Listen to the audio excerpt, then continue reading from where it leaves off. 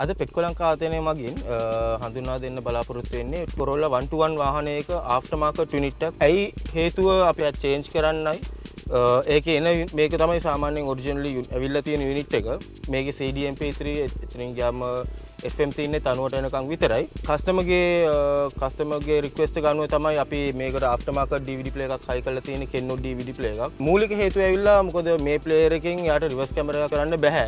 ඉතින් reverse camera එකක් තමයි යාගේ මේන් පර්පස් එක. ඊට අමතරව මේ ආෆ්ටර් මාකට් DVD ප්ලේයර් එකක් ගත්තම මේකේ තියෙනවා FM ගත්තත් FM 90ට නෙමෙයි තියෙන්නේ 108 වෙනකම්ම මේ බෑන්ඩ්විඩ්ත් එක තියෙනවා. ඊළඟ හේතුව තමයි මම කලින් කිව්වා වගේ කස්ටමර්ගේ මූලිකම හේතුව ඇවිල්ලා මේ වගේ රිවර්ස් කැමරා යාට රියවිව් එකක් බලා ගන්න.